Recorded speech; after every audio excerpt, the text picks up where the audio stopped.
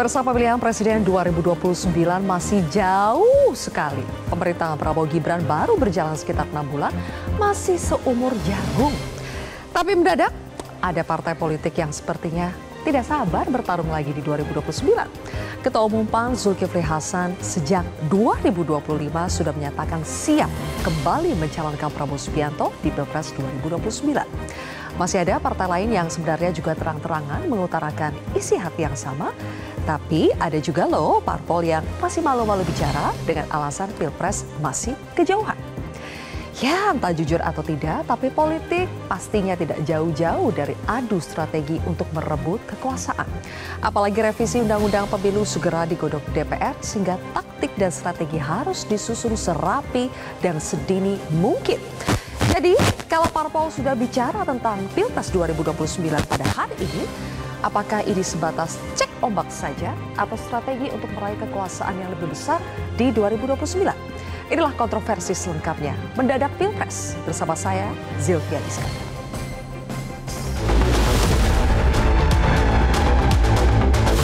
Saya juga sampaikan kepada Pak Prabowo, kalau capres silakan, kalau wapres kita bicara.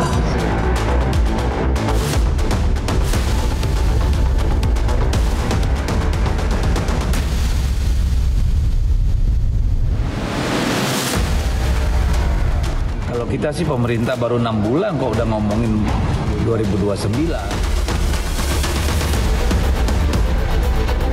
Kan masih lama, nah tergesa-gesa. Tapi gesa-gesa. Yang belakang ini. Baru jadi menteri 6 bulan.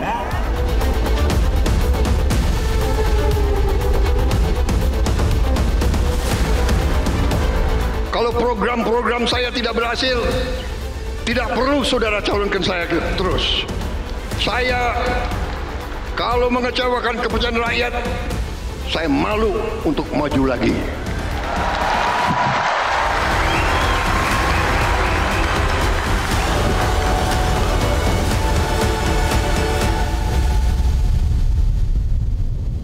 Mendadak Pilpres, untuk membahasnya sudah hadir 5 orang narasumber di studio Metro TV. Yang pertama adalah Wakil Ketua Umum DPP Partai Golkar, Ahmad Doli Kurnia. Bang Doli, selamat malam. Selamat malam. Berikutnya ada Bapak Wamen Transmigrasi, tapi kali ini kami undang sebagai Wakil Ketua Umum DPP PAN, Mas Viva Yoga Mauladi. Mas Viva, apa kabar?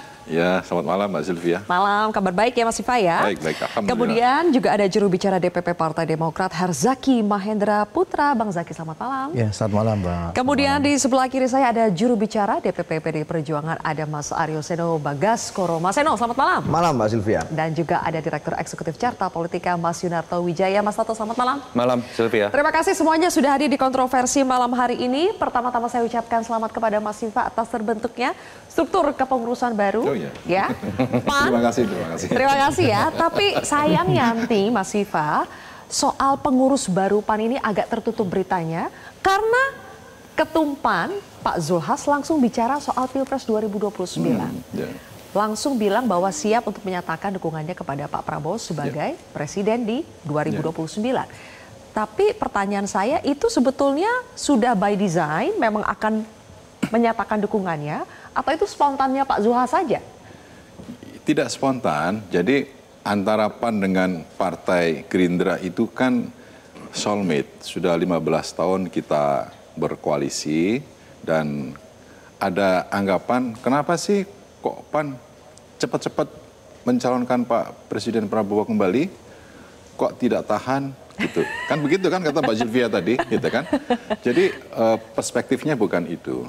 Perspektifnya adalah Kabinet Merah Putih ini sedang dalam proses untuk melakukan kerja-kerja keras ya, dengan susunan kabinet yang besar dan kuat. Kita akan fokus dalam proses untuk pembangunan nasional gitu. Nah, dari perspektif itu Partai Amanat Nasional beranggapan ya sudahlah, kalau soal Pilpres itu kita akan pilih Pak Prabowo kembali dan dengan harapan untuk proses stabilisasi politik. Stabilisasi politik. Stabilisasi politik. Memangnya karena jangan-jangan nanti sekarang? kalau menjelang akhir proses periodisasi pada saat pendaftaran di KPU, nanti akan ada anggapan ini partai politik dagang sapi. Kalau sekarang beranggapan kok jauh-jauh hari pagi-pagi sudah mencalonkan. Jadi memang perspektif publik kayak begitu menurut saya biasa saja dalam proses berdemokrasi. Oke, tapi memang by design ya, memang ingin diutarakan pada saat itu juga menyatakan dukungan kepada Pak Prabowo. Beranggapan ya kita akan kembali untuk bersama dengan Pak Prabowo dengan Gerindranya. Udah kalau soal cawapres itu nanti saja. Nah, tapi dengan kondisi seperti itu maka kita akan fokus, kabinet akan fokus, koalisi Indonesia Maju akan fokus untuk proses pembangunan nasional. Oke, jadi menurut PAN lebih baik menyatakan dukungannya kepada Pak Prabowo untuk Pilpres 2029 itu lebih baik ya, demi stabilitas politik? Menurut kami dari Partai Amanat Nasional dalam rangka stabilisasi politik, dan yang kedua biar partai politik yang ada di koalisi ini fokus bekerja untuk kemajuan bangsa dan negara. Malahan biar tambah fokus lagi bekerja? Tambah fokus. Bukannya malah fokus udah sibuk menerawang siapa saja ini nanti capres-cawapres ya? Kan capres sudah. Kalau soal cawapres itu kan last minute. Lagi-lagi Anda ingat proses cawapres itu kadang-kadang di luar nilai elektoral gitu loh. Nanti ditahan dulu, Mas Siva. Kita akan bahas soal proyeksi cawapres nanti. Kenapa capresnya udah firm tapi cawapresnya belum. Pindah dulu ke Mas Seno. Mas Seno, kalau PAN mengatakan ini bukan tergesa-gesa tapi lebih cepat justru akan membuat kabinet merah putih yang isinya adalah dominan Kim Plus itu lebih fokus bekerja dan ini lebih stabilisasi politik. Oke, terima kasih Mbak Sylvia. Jadi yang pasti kami di PDI Perjuangan, kami tentu menghormati sikap politik, keputusan politik, partai politik manapun yang lain selain kami. Apapun itu adalah otonomi dari kawan-kawan partai politik lain, termasuk otonomi dari PAN, Pak Viva Yoga dan kawan-kawan, untuk memutuskan sikap politik tertentu berkaitan dengan masa depan keputusan partai. Itu tentu saja sudah final, kami merasa itu adalah hak konstitusional. Tapi terburu-buru gak sih? Tetapi kalau kami, boleh dong kami juga punya pandangan dan sikap politik sendiri. Kami merasa bahwa memang di waktu 6 bulan ini belum cukup waktu untuk memberikan penilaian yang cukup objektif terkait dengan bagaimana pemerintahan ini bisa bekerja untuk rakyat. Kami merasa bahwa biarkan dulu pemerintah bekerja dengan baik, biarkan Pak Prabowo membuktikan dan menunaikan janji-janji kampanyenya, sebelum nanti akan rakyat menilai apakah kemarin pada saat Pilpres 2024 seluruh janji politik kampanye Pak Prabowo bisa dilaksanakan dan dirasakan manfaatnya oleh rakyat dengan merata. Bagaimana misalnya pendapat rakyat tentang perkembangan politik yang dilakukan oleh Pak Prabowo dan kabinetnya, itu masih butuh waktu sangat panjang dan 6 bulan buat kami tidak cukup. Jadi maksudnya harus ada waktu lebih panjang untuk membuktikan diri? Untuk menilai di PDI Perjuangan pada saat kami memajukan calon, apapun tahapannya, apalagi Pilpres yang buat kami sangat strategis karena menyangkut nasib 270 juta jiwa orang, tentu pertimbangannya tidak satu pertimbangan, tidak hanya soal faktor politik, tetapi ada multi pertimbangan di situ. Bukan hanya how to win the election, tapi juga how to govern after winning. Itu juga penting. Dan dalam proses tahapan itu, maka diperlukan suatu penilaian-penilaian analisis yang mendetail gitu. Dan kami percaya pada proses kaderisasi. Kami partai kader dan tentu saja kami ingin memberikan kesempatan bagi siapapun anak bangsa untuk membuktikan diri sebelum nanti waktunya untuk bertanding lagi. Saat ini fokusnya adalah bekerja untuk rakyat. Oke, berarti 6 bulan belum cukup lah ya belum untuk cukup buat kami. Belum cukup. Pindah dulu ke Bang Doli. Bang Doli kayaknya ketua umum Anda, Bang Bahlil ya, lebih cepat lagi tanggal 15 Februari 2025 itu sudah menyatakan akan mendukung Prabowo hingga 2029 bila perlu lanjut lagi. Bila perlu lanjut lagi. Jadi sebenarnya sudah pasti belum mendukung Pak Prabowo di Pilpres 2029? Ya, pertama saya kira masing-masing partai politik tentu sudah mempersiapkan diri. Karena salah satu ukuran keberhasilan itu kan pemilu. Jadi kapan saja begitu selesai pemilu pasti sudah berpikir 2029 gitu. Strateginya bagaimana, menangkan pemilu seperti apa, pemilu pileg maupun pilpres dan seterusnya. Yang kedua, tentu kita juga harus menghormati kedaulatan masing-masing partai politik ya. Jadi tentu partai politik itu juga punya strategi masing-masing. Nah, apa yang disampaikan oleh Pak Zulkifli Hasan PAN itu adalah bagian dari strategi partai politik masing-masing, sikap partai politik yang juga kita harus hormati. Nah, posisi Golkar kalau bicara tentang soal Pak Prabowo dengan Golkar, kita mendukung dan mengusung Pak Prabowo itu diskusinya panjang. ya kita diskusi tentang apa visi, apa yang harus kita lakukan 5 tahun ke depan, programnya apa gitu. Jadi kita waktu itu ikut terlibat diskusi ya, sampai pada saat pada kemudian kita memutuskan, oke, kita visinya sama, programnya bagus, kita dukung Pak Prabowo untuk mensukseskan program itu. Nah, sekarang fokus kita adalah bagaimana mensukseskan ya program-program turunan visi yang disampaikan selama ini yang sudah kita sepakati di koalisi bersama Golkar untuk bisa sukses. Nah, kalau kemudian nanti ternyata Pak Prabowo kita semua menilai apa yang sudah kita cita-citakan dalam merumuskan visi program itu waktunya nggak cukup 5 tahun, ya, dan Pak Prabowo mengatakan masih perlu waktu lagi untuk ini, ya berdasarkan kita mengawali kita harus sampai kepada cita-cita itu harus selesai, ya kita dukung Pak Prabowo lagi. Oke. Artinya pertanyaan saya tadi, jawabannya adalah sudah pasti atau belum? Sudah pasti. Sudah pasti? Sudah pasti. Nah, tinggal kan gini, ini kan ada sikap yang sudah, sikap keputusan yang harus disampaikan dalam secara resmi, ada yang memang belum. Kami menganggap untuk bicara pilpresnya secara khusus, sekarang ini momentumnya belum tepat. Tapi kalau ditanya sikap dan keputusan, kalau Pak Prabowo masih bersedia dan memang memerlukan satu periode untuk jadi calon presiden, kita dukung Pak Prabowo. Nah, jadi, dan biasanya memang untuk menyelesaikan visi yang besar itu butuh waktu yang panjang. Dan kemungkinan bisa 2 periode. Iya, karena fasilitas kan ada. Kalau fasilitas ada, kemudian secara konstitusional memungkinkan, ya kan tidak ada masalah. Nah, cuman begini, saya juga pribadi ya, saya kira ketika misalnya PAN menyatakan sudah seperti itu, ya, saya kira diskusi tentang pilpresnya sudah sampai situ saja. Karena kalau dilanjutkan nanti panjang ceritanya, ya panjang cerita tentang soal siapa wapresnya, nanti koalisi dengan siapa dan segala macam. Itu akan mengganggu ya proses kita mensukseskan program-program 5 tahun ini. Gitu. Kalau bahas capres tidak mengganggu, kalau bahas cawapres mengganggu. Bukan, kalau ini nggak di stop. Oke, kalau tidak di stop. Ya kalau udah ketika PAN menyatakan dukung secara resmi di penutupan apa Pak ya? Ya sudah selesai. Kita ditanya hari ini Golkar gimana? Seperti itu. Nah besok jangan lagi diajak diskusi karena diskusinya ini panjang nih dan itu akan mengganggu sekali lagi proses bagaimana kita mensukseskan program Pak Prabowo dan koalisi kita. Jadi maksudnya berhenti saja bahas sampai capresnya ya. Oke, itu menarik, tapi saya pindah lagi ke Mas Hendro. Kalau mendengarkan jawaban lagi dari Bang Doli soal dari Golkar juga sudah pasti mendukung dan kita akan lihat Pak Prabowo sepertinya butuh sampai 2 periode atau tidak.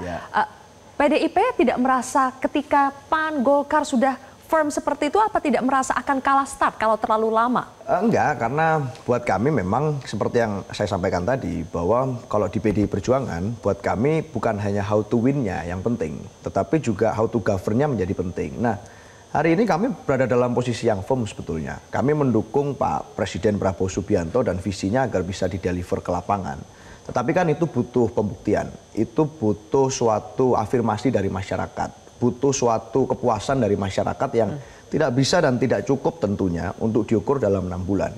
Bahkan yang menyampaikan ini bukan hanya kami, bahkan Presiden Prabowo sekalipun menyampaikan hal yang sama, bahwa nggak bisa kalau nanti misalnya kira-kira rakyat nggak puas ya itu ukuran berarti belum berhasil untuk memuaskan masyarakat dan kayaknya nggak pas kalau bicara pilpres. Apalagi di saat sekarang tantangan pemerintah kan lagi banyak. PDIP firm untuk pemerintahan kali ini mendukung Prabowo, tapi untuk 2029 dan seterusnya? Artinya harus ada indikator dulu. Tidak menutup kemungkinan loh kami mengambil keputusan politik misalnya mendukung nama A, B, C, termasuk Presiden Prabowo hari ini itu masih sangat terbuka. Tapi tunggu dulu, ada penilaian dan indikator yang tidak cukup kalau 6 bulan itu langsung diambil keputusan. Kami seperti itu. Ketua Umum Demokrat, AHY juga sudah mengatakan akan kembali mendukung Prabowo di 2029. Ini anggota Kim Plus sudah pada janjian atau gimana nih Bang Zaki? Begini, kita kan namanya partai politik, punya konstituen. Ya kan, kita juga punya tanggung jawab bagaimana dan apa yang kita perjuangkan ketika Pilpres dan Pileg lalu itu benar-benar bisa terwujud dalam 5 tahun ke depan. Kita masih ingat memang kalau kami Demokrat ini termasuk belakangan nih dibandingin Bang Doli, dibandingin teman-teman PAN untuk bergabung mendukung Pak Prabowo di bulan September 2023. Tapi itu bagi kami suatu berkah yang luar biasa. Mengapa? Diterima dengan sangat baik dan bukan kayak anak baru gitu. Tapi udah kayak sahabat lama, udah kayak saudara lama gitu. Sambutannya luar biasa, duduk barengnya udah sama. Jadi nggak ada meja, istilahnya itu meja anak lama, meja anak baru duduk di pojokan nggak diajak, enggak. Kita duduk sama-sama ini, sejajar ini dari paling atas sampai di level yang di daerah-daerahnya. Nah ini yang menurut kami suasana kebersamaan yang luar biasa. Jadi sangat berkesan ya. Nah sangat berkesan. Sampai akhirnya akan dukung lagi di Pilpres 2029. Karena kita dukungnya ini juga dalam konteks apa? Diajak duduk bareng lagi, visi misi sudah ada, program kerja sudah ada. Kita lihat sebagian besar sejalan. Lalu kemudian kita bilang ada aspirasi-aspirasi dari konstituen kami seperti ini. Ya udah. Dan ternyata bisa nih disinkronisasi dan apa yang menjadi aspirasi dari kami diakomodir nih. Jadi sejalan nih semua visi misi dan kemudian program kerja. Nah hari ini tugasnya Kim tentunya, termasuk diantaranya Demokrat, ya. Ketum kami Mas Ahy berulang kali menyampaikan untuk rakyat kita akan mensukseskan pemerintahan Presiden Prabowo. Itu jelas dan tegas disampaikan karena bagaimanapun kita ingin apa yang telah menjadi janji benar-benar deliver. Apalagi kita lihat Pak Prabowo ini kan luar biasa ya. Kalau kita bicara konteks 2009. Tadi beliau juga menyampaikan, tadi diputar di situ videonya, kalau memang saya merasa misalnya kinerja saya tidak bagus atau rakyat tidak ini, saya tidak akan mau mencalonkan lagi. Tetapi justru inilah kelebihan beliau gitu loh. Seorang yang sangat sadar diri dan mawas diri, dan pemimpin kayak gini yang kita butuhkan. Jelas kalau dari Demokrat, sampai dengan hari ini kita akan dukung Pak Prabowo di 2029 untuk maju lagi. Oke, jadi 6 bulan waktu yang cukup untuk decide 2029 nanti ya. Karena harus progresif ini kita. Progresif, oke. Progresif. Untuk capres progresif pokoknya, untuk cawapres nanti dulu. Mas Toto, ada apa sih kenapa sejumlah anggota Kim Plus ini sudah firm decide untuk memutuskan mendukung Pak Prabowo di Pilpres 2029? Kenapa cepat sekali? Dijawab nanti, kita akan jeda terlebih dahulu pemirsa, kontroversi kembali sesaat ini.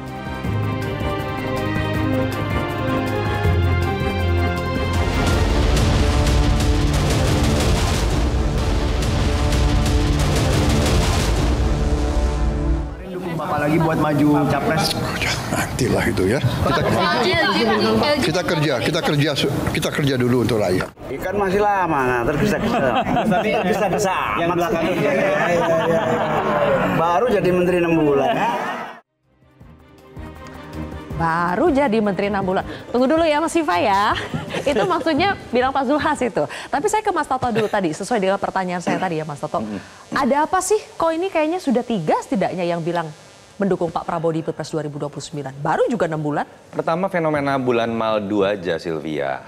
Kalau orang baru kawin 1 bulan, 2 bulan nggak mungkin bilang istrinya mukanya nggak terlalu cantik gitu ya. Pasti cantiknya luar biasa.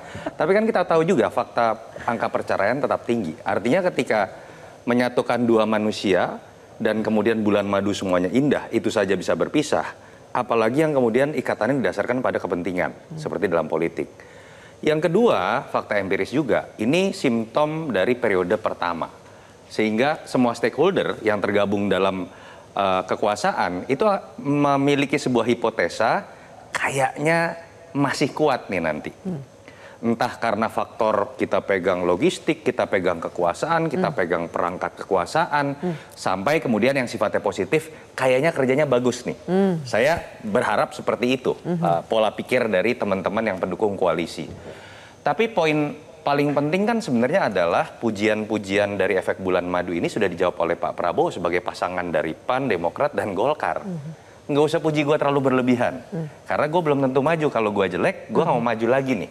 Jadi menurut saya harusnya ya sudah di stop narasi ini. Jadi saya setuju dengan Bang Doli.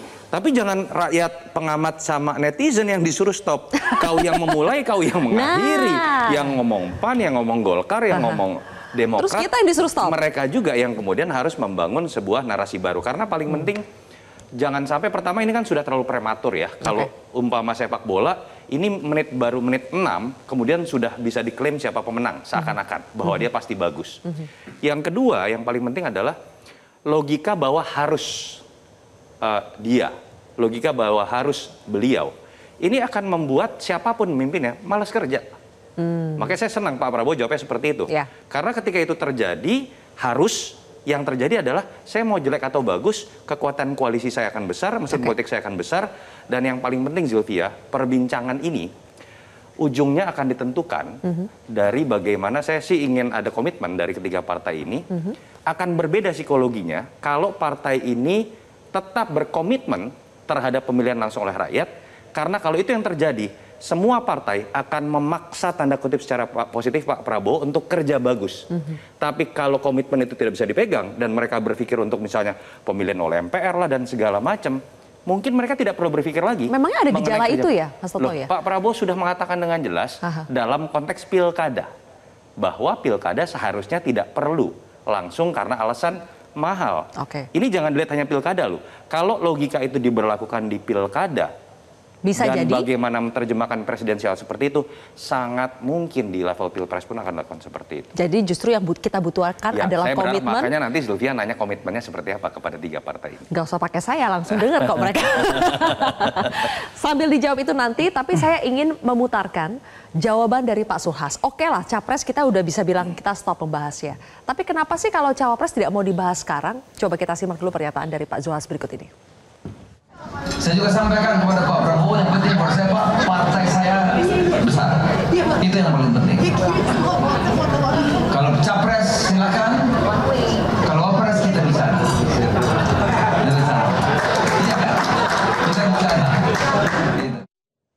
Kalau Capres silakan, kalau Wapres kita bicarakan. Kenapa begitu, Mas Viva? Karena secara historis menjadi calon wakil presiden itu kebanyakan bukan dari sisi elektoral. Gitu. Beberapa sejarah telah membuktikan bahwa calon wakil presiden itu memiliki logika yang spesifik, ya. Apalagi untuk periode kedua. Misalnya dari aspek kewilayahan, kemudian dari aspek kultural, dari aspek sosiologis, dan lain sebagainya. Jadi menjadi calon wakil presiden, ya nantilah tidak usah kemudian didiskusikan. Bang Zulkifli Hasan sebagai Ketua Umum PAN itu membuka diri loh. Silakan bagi kader-kader PAN untuk mencalonkan. Silakan berlomba-lomba untuk berbakti kepada negara, berbakti kepada masyarakat. Jadi artinya Bang Zulkifli Hasan itu sangat berpikir terbuka. Kepentingan dari Bang Zulkifli Hasan itu pemerintah bisa berjalan dengan baik dan benar, bagus, dan Partai Amanat Nasional bisa nambah kursi dan nambah suara. Itu intinya di situ. Dan mengincar kursi Cawapres? Oh, nanti tergantung pada dinamika pada masa akhir periode pendaftaran. Tergantung dinamika. Karena begini, masing-masing partai kan memiliki kebijakan sendiri-sendiri. Kayak PDIP, itu saya rasa pasti akan mencalonkan kadernya sendiri. Tapi ya artinya, kan? Itu ya kan? Kalau kemudian Golkar, PAN, Partai Demokrat, itu kan santai saja gitu soal calon wakil presiden. Yang penting sekarang kita bekerja untuk rakyat, bisa fokus dalam pekerjaan, dalam melayani rakyat, dan proses untuk pencalonan Pak Prabowo kembali itu kenapa jauh-jauh hari dilaksanakan? Ya sudah, tadi saya katakan untuk stabilitas politik dan tidak ada orientasi sedikit saja untuk sebelum saya pindah ya, politik dagang sapi. Artinya PAN tidak mendukung Gibran lagi sebagai cawapres di 2029? Ya, itu nanti tergantung kepada perspektif politik ke depan, nanti kita lihat. Ya kan? Kita lihat berarti belum tentu? Ya belum tentu. Bisa ya, bisa tidak? Bisa ya, bisa tidak. Itu jawabannya aman ya, bisa ya, bisa tidak. Pindah ke Demokrat, saya ingin memperlihatkan pernyataan dari Pak Prabowo ya dalam sebuah pemberitaan. Pak Prabowo di sini mengatakan bahwa Mas Ahaye sebetulnya berpeluang untuk menjadi cawapres di 2029, bahkan bisa bersaing dengan Mas Wapres kita yang sekarang, Mas Gibran Rakabuming Raka. Ini nih, Prabowo sebut Ahaye dan Gibran berpotensi bersaing dalam Pilpres di masa depan. Konteksnya bersaing sebagai cawapres ya. Pertanyaan saya, apakah Demokrat akan mengejar peluang itu? Memanfaatkan peluang itu sebaik-baiknya? Ya, pertama begini, ini Pak Prabowo ini kan luar biasa ya sebagai seorang presiden, bisa melihat dan punya semangat bagaimana agar generasi muda itu bisa tampil ke depan. Nah, ini pemikiran beliau itu jauh ke depan gitu, makanya dengan Mas Ahaye, dengan misalnya Mas Gibran dan juga di teman-teman di Gerindranya banyak yang muda-muda juga. Di kabinet kan juga banyak banget nih yang masih muda nih, terbilang muda, kemudian ternyata dalam 6 bulan bisa catch up kok. Ternyata bisa bagus kok bekerjanya. Nah ini kan bagaimana visi seorang Pak Prabowo begitu, melihat generasi muda ini akan memimpin Indonesia ke depannya. Tapi kalau kita berbicara mengenai perbincangan apa yang disampaikan oleh Pak Prabowo itu, kalau kami melihatnya dan menyorotinya lebih pada dalam konteks pilpres ya. Iya. Bukan dalam konteks cawapresnya, tapi mungkin sebagai capres. Gitu. Iya, kami melihatnya sebagai capres, dan bagi kami capresnya itu ya setelah Pak Prabowo. Pak Prabowo ini kan misal 2029, kalau beliau mau lanjut kita dukung. Iya kan? Setelahnya di 2000? Kan akan selesai. Oke, kan, dua periode konstitusi ya. 2034 bagi kami, Bang Vivat bisa aja maju jadi calon presiden, Bang Doli bisa maju jadi calon presiden. Jadi Demokrat lebih maju lagi nih, berpikirnya udah 2034. Bukan, kita jadi melihat Mas Ahaye capres di 2034. Kami melihat konteksnya Pak Prabowo seperti itu gitu. Tetapi hari ini yang kami bicarakan, diskusikan, tidak pernah bicara nanti nyapres ya. Tidak ada. Oh jadi cawapres ya? Nggak ada. Mas Ahaye dalam setiap kesempatan resmi, tertutup, terbuka, dimanapun selalu menyampaikan kepada para kader, termasuk kami-kami yang hampir setiap hari bersama beliau, kita fokus untuk rakyat, kita sukseskan perjuangan pemerintahan Presiden Prabowo itu satu. Untuk di 2029 peluang Mas Ahaye menjadi cawapres? Kami tidak membahas itu karena poin kedua yang Mas Ahaye tekankan, kita ingin masuk minimal partai 5 besar di pileg. Karena harga diri partai itu kan tentu di pileg gitu, bukan hanya di pilpres. Menang pilpres perlu, tapi kan kami juga ingin suara kami yang hari ini nomor 8 di DPR RI, ya bolehlah nanti beda-beda tipis gitu ya. Kita sama-sama 60, 70, itu yang kita Pan targetnya 4 besar, Demokrat targetnya 5 besar. Dan sama-sama belum membahas cawapres. Iya, karena ini penting. Kenapa? Karena makin banyak kursi kami di DPR RI, akan makin banyak masyarakat yang juga bisa kami layani gitu dan perjuangkan aspirasinya. Selain di eksekutif, di legislatifnya juga besar, kan makin baik ini. mendukung Pak Prabowo tentunya di 2029. Apakah Bang Doli kompak juga nih dengan Mas Viva dengan Bang Zaky kalau soal cawapres sudah ada kandidat juga atau belum mau ngomong juga? Jadi begini, ketika Golkar ya juga sudah mengambil keputusan dan sikap mendukung Pak Prabowo lagi jadi calon presiden, apabila Pak Prabowo bersedia itu memberikan konsekuensi positif. Artinya apa? Bahwa kita semua yang sekarang sedang berada dalam koalisi pemerintahnya Pak Prabowo dan Pak Gibran itu harus bekerja sungguh-sungguh mensukseskan 5 tahun pemerintahan ini. Itu saya kira konsekuensi yang harus kita kerjakan. Karena begitu nanti kita gagal, ya tentu itu akan mengganggu proses keputusan kita mencalonkan kembali Pak Prabowo. Sama dengan yang Pak Prabowo katakan. Pokoknya bantu saya, kalau saya nggak sukses, ya saya nggak akan maju lagi, kan tadi seperti itu ya. Nah makanya kita harus sukses ketika kita mengatakan Pak Prabowo harus kita dukung lagi. Nah oleh karena itu urusan cawapresnya gimana? Makanya tadi saya katakan kenapa saya mengusulkan diskursus tentang pilpresnya ya, tentang pilpresnya sudahlah kita stop di sini karena nanti akan panjang lanjutannya. Hari ini aja udah kita dikejar siapa cawapresnya, ya. Kalau kita bicara cawapresnya nanti tadi itu koalisinya mana, nanti partai mana yang akan dukung, segala macam. Nah itu akan mengganggu konsekuensi positif tadi. Bahwa kita akan sibuk bicara soal politik yang masih jauh, apalagi sikap kita udah jelas. Ini masalah kita ini kan tidak mudah yang kita hadapi. Betul. Kalau kita tidak bilang berat. Kita bahas hari ini karena ada yang memulai soalnya Bang Doli. Nah makanya. Jadi begini, kalau mau yang soal stopnya, ya bukan soal partai politik aja, teman-teman media juga jangan tanya-tanya lagi sama kita. Gitu loh. Kita tanya-tanya karena yang kemarin belum tuntas. Kalau kami Golkar kan ditanya, gimana nih Pan katanya kayak gini. Golkar gimana? Ya sudah saya bilang kita jawab Cawapres. Tapi udah stop situ aja, jangan lagi dikembangkan kemana-mana kira-kira gitu. Mas Toto, kenapa sih kalau untuk Capres 2029 seolah sudah dikunci untuk Pak Prabowo, tapi ketika membahas Cawapres menjadi sesuatu yang sensitif, semuanya berhati-hati di sini. Kenapa Mas Toto? Ya tujuannya kan bukan benar-benar mendukung. Mendukung itu baru bisa ditentukan mungkin pada saat fenomena setahun menjelang pemilu. Kalau sekarang saya bilang efek bulan madu, berlebihan, memuji dan menunjukkan bahwa saya setia. Kenapa sih harus menunjukkan setia? Lah, menunjukkan setianya adalah kepada orang yang dianggap memang sepenuhnya bos. Sudah memberikan pekerjaan bernama menteri, BUMN, dan lain-lain. Wapres nggak bisa memberikan itu. Jadi memang fenomena kekuasaan adalah gula itu kan terjadi ya, bukan hanya dalam konteks kepada partai-partai yang sudah mendukung. Fakta dari Pak SBY JK dulu jadi, koalisi pendukung kecil tiba-tiba partai Bang Doli masuk. Jokowi JK juga sama, partai pendukung kecil, Golkar juga masuk. Itu yang dulu tidak mendukung loh. Nah, polanya beda. Kalau yang sudah mendukung kan pengen menunjukkan lalu edit value saya apa, ya tadi dengan cara-cara itu. Sebelum yang lain mengusung, saya mengusung duluan. Padahal baru 5 bulan kerja. Dan itu hanya ditujukan kepada capres. Kenapa tidak kepada cawapres tadi? Mereka cawapres ini nggak punya kekuasaan apapun. Tapi kan pertanyaannya adalah, apakah itu satu bentuk komitmen? Belum bisa diuji. Ini baru beberapa bulan. Dan secara psikologis, tidak terlalu baik buat seorang pemimpin ditopang pekerjaannya bukan oleh pekerjaan anak-anak buahnya untuk ikut menopang pekerjaan yang baik, tapi dengan menjilat bosnya. Sorry, saya harus menggunakan bahasa yang lebih mudah supaya dimengerti ya. Dan itu yang saya harapkan, pola-pola lama yang selalu terjadi dan tidak selalu berhasil konsisten pada masa ujungnya harusnya diubahlah. Pak Prabowo sekarang menghadapi situasi yang diakui oleh Pak Prabowo tidak mudah seluruh negara di dunia. Dan pujian selangit itu tidak akan membuat pekerjaan menjadi lebih baik.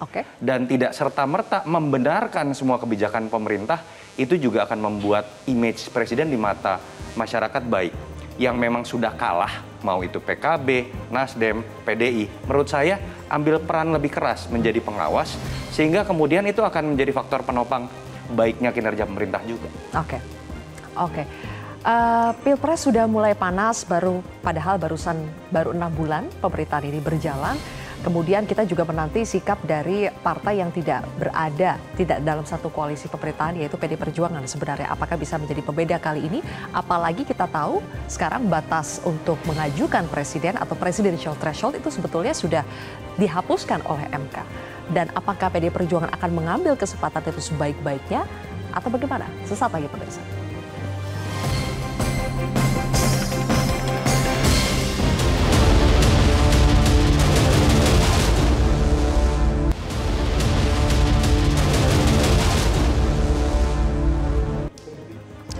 Baik pemirsa, kembali lagi di Kontroversi. Kita tahu bahwa sebetulnya MK sudah membuka ruang supaya lebih banyak lagi calon presiden yang bisa maju di 2029. Tapi tampaknya kalau dari Kimples tidak akan banyak sebetulnya nama-nama baru yang muncul. Capresnya saja sudah ditentukan Pak Prabowo Subianto, setidaknya dari 3 partai ini ya. PD Perjuangan melihat MK, apakah sekali lagi ini sebetulnya peluang untuk lebih memunculkan lebih banyak opsi-opsi? Ya artinya sebenarnya kalau bicara peluang, apa yang diputuskan oleh MK itu kan berlaku untuk semua, bukan hanya untuk PDI Perjuangan. Maka sebetulnya konsekuensi logisnya adalah peraturan itu mendorong agar semua partai-partai politik bisa menekankan pada tugas kaderisasi masing-masing partai, bukan hanya kami. Apalagi kan semua anak bangsa sebetulnya berhak untuk terlibat di dalam Pilpres, di dalam sebagai capres maupun cawapres, bukan hanya dari PDI Perjuangan. Bukankah hari ini kalau kita bicara tentang rakyat, Mbak Sylvia, ini banyak sekali keresahan masyarakat sebetulnya tentang apa-apa yang terjadi hari ini. Baru selesai Pilpres, baru selesai Pilkada, lalu tiba-tiba seperti judul kontroversi malam ini, mendadak kita sudah ngomongin Pilpres lagi. Padahal masyarakat menurut saya, kita perbincangan beberapa waktu yang lalu, rasanya setelah mengalami political fatigue yang luar biasa tentang proses politik elektoral.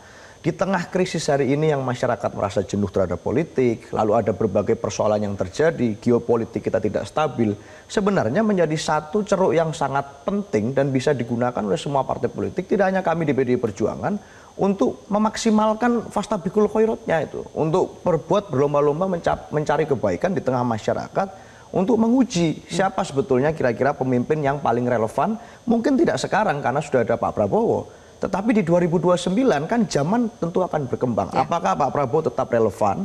Apakah ada anak bangsa lain yang sebenarnya mungkin bisa mengisi? Nah, di PDI Perjuangan kami punya sekitar 250 kepala daerah yang kami menangkan, daerah yang kami menang gitu ya. Ada kerjasama politik di daerah. Lalu DPR ada banyak juga yang kemarin rakyat memberikan amanat, kami memenangkan pileg di tahun kemarin.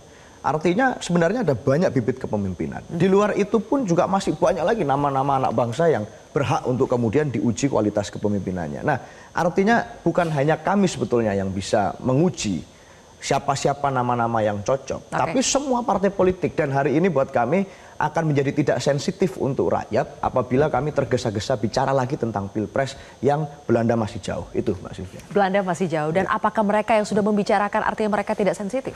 Ya kalau kami kami merasa dari awal kami menghormati sikap politik siapapun boleh. Itu kan bagian dari strategi masing-masing partai politik dan suatu hal yang saya rasa menjadi wajar kalau kemudian sudah menjadi bagian dari pemerintahan saat ini. Itu logika yang wajar. Kalau Pak Prabowo maju sebagai incumbent tentu bukan suatu hal yang baru, bukan suatu hal yang aneh.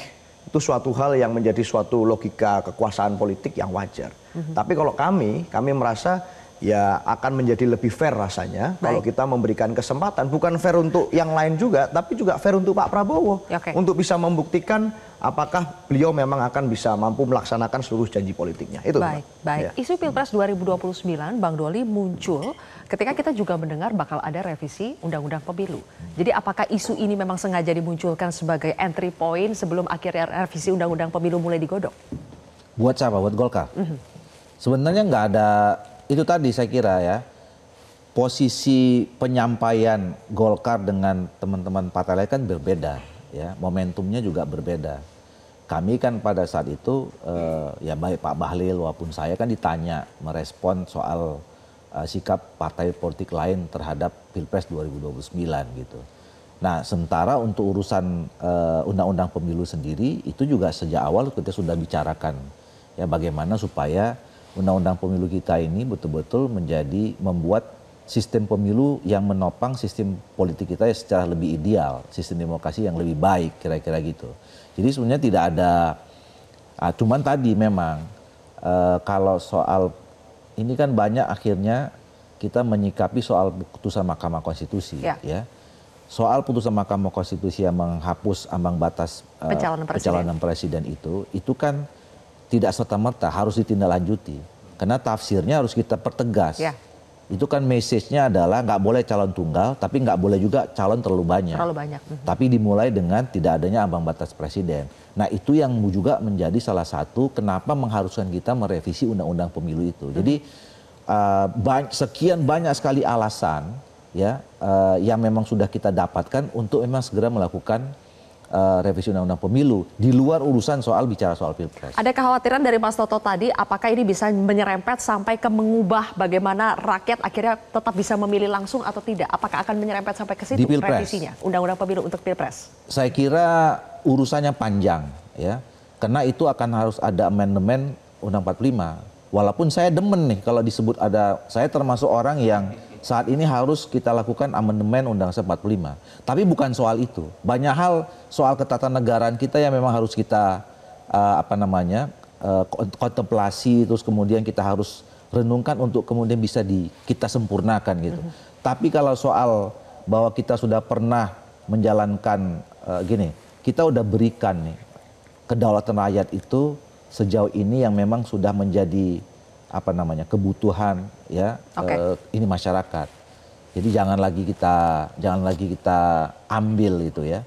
Jadi Golkar masih sepakat pemilihan langsung untuk Pilpres? Iya. Masih sepakat ya sampai sekarang? Kita negara demokrasi. Kita udah milih ya.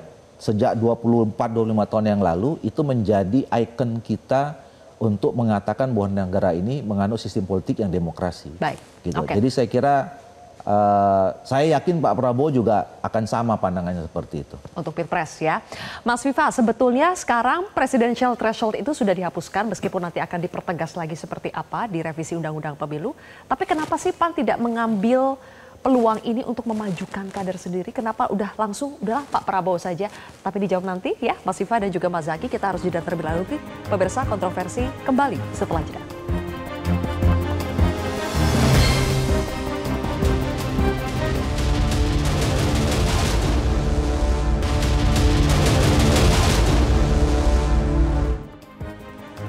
Presidential threshold sudah dihapus, tidak ada lagi aturan soal 20% kursi dan sebagainya. Kenapa PAN tidak mau memajukan kadernya sendiri, Mas Viva?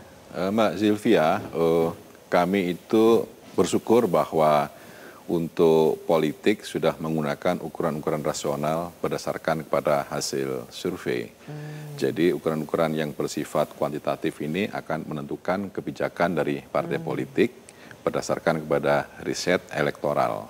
Nah, kita akan melihat nanti ya bagaimana proses selanjutnya, dan kita mengetahui dan dalam kondisi seperti sekarang ini ya kita tetap berpatokan, kita tetap mendukung Pak Prabowo, dan yang kedua kita tetap berdasarkan kepada kerja-kerja partai untuk membangun sistem kepartian di internal.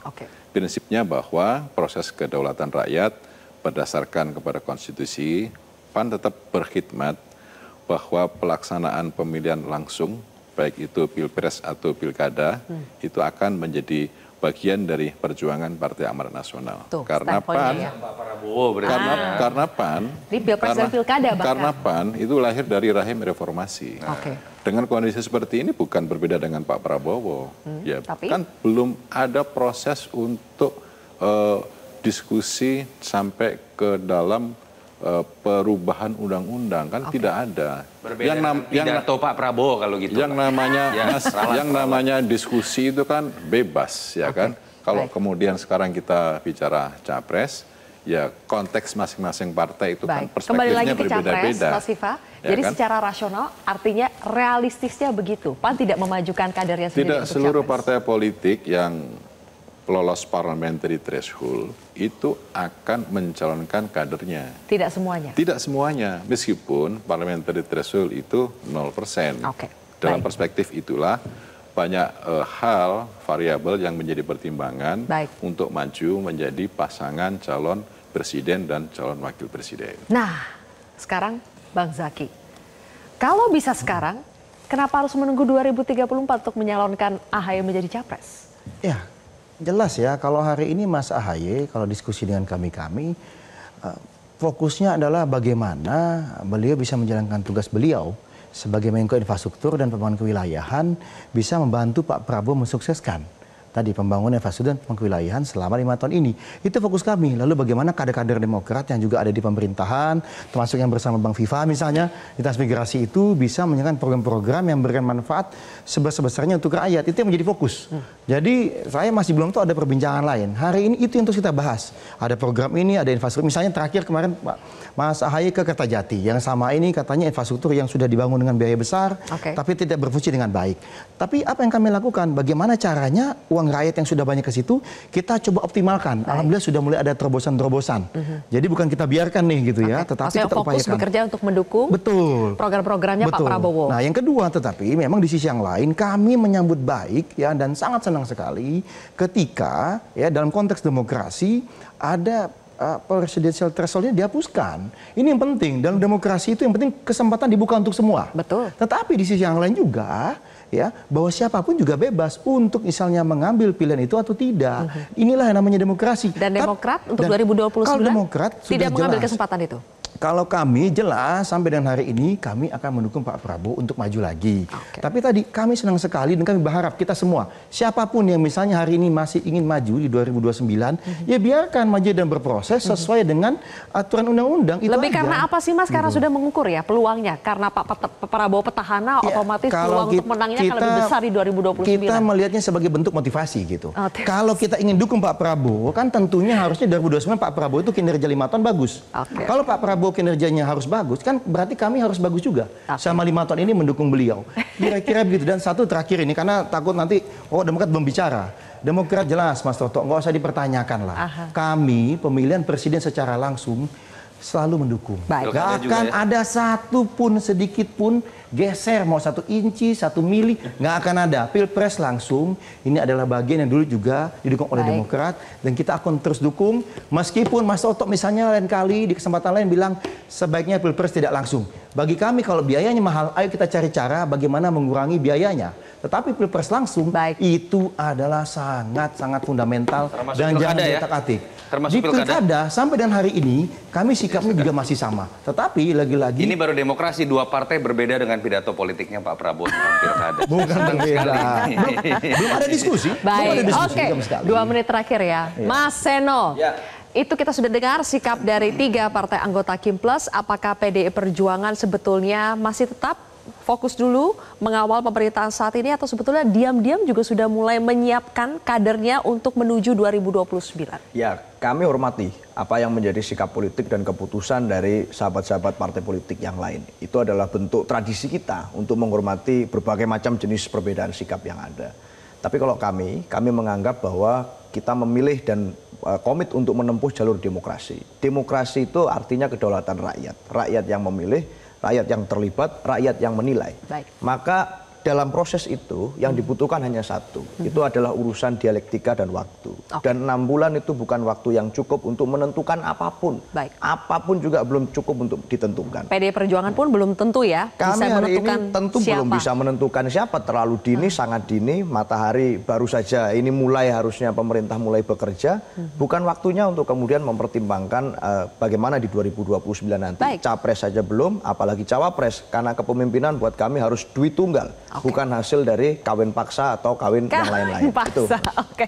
Terakhir, Mas Toto, kalau kita terlalu memanaskan Pilpres sejak awal seperti 6 bulan seperti ini, apakah justru akan membuat publik semakin antipati? Boleh saja tetap pekerjaan dalam konteks menjadi mesin politik dijalankan. Sambil kemudian memainkan peran apalagi menjadi bagian dari kekuasaan. Tapi bukan dengan kemudian berbicara mengenai harus Prabowo. Kalau nggak Prabowo, kenapa nggak ketua umum biru, ketua umum kuning? Siapa yang lebih pantas jadi cawapres, jadi capres? Makna dari penghapusan presidensial threshold itu adalah sesungguhnya setiap warga negara punya hak untuk bisa dipilih termasuk menjadi capres. Sehingga ini bukan tentang sekedar berbicara mengenai siapa yang pantas menjadi capres di antara Kim Plus atau partai oposisi. Ya. Berani nggak hal yang paling fundamental lebih jauh? Bahwa hak itu diberikan oleh partai, kalau mau jauh-jauh hari ini ya, melakukan proses menuju Pilpres, ada nggak demokratisasi yang dulu Demokrat pernah buat loh, di konvensi Demokrat tetapi kemudian mentah di ujung. Golkar pernah membuat, tapi memang kemudian capresnya kalah. Oke, ada yang mengatakan ini terlalu berbau Amerika Serikat, Barat, dan lain-lain, tapi filosofi mengenai memberikan hak itu kepada setiap kader, bahkan konstituen, sehingga kemudian yang kita lihat dalam pemilu yang berbobot, seperti terjadi pada 2004 terpilihnya SBY yang dulu nggak ada yang nyangka jadi presiden, Jokowi yang bukan siapa-siapa, bukan petinggi partai, lalu kemudian akhirnya bisa menjadi presiden, itu kan fenomena bottom up. Yang sayangnya di 2024, itu terjadi pada fenomena sebaliknya, bahkan pertama kalinya kita melihat anak presiden dititipkan menjadi wakil presiden. Ayo kita kembalikan semangat mendasar itu, dan itu harus dimulai dari pilar demokrasi bernama partai. Terima kasih. Ada yang kurang dari pendapatnya Mas Toto. Kenapa nggak sekalian membuka ruang untuk calon presiden independen gitu loh? Kan begitu kan? Kalau saya setuju. Cuma MK sudah menolak. Baik. Sayang sekali waktunya sudah habis ya. Ini kita harus bahas di episode selanjutnya. Terima kasih Bapak-Bapak sudah hadir di Kontroversi pada malam hari ini. Pemirsa, Pilpres masih terlalu jauh. Lebih baik manfaatkan energi yang ada untuk sebaik-baiknya bermanfaat buat rakyat. Kalau hasil kerja sudah nyata, kekuasaan akan diraih dengan mudah. Saya Zilvia Iskandar, pamit undur diri, sampai jumpa.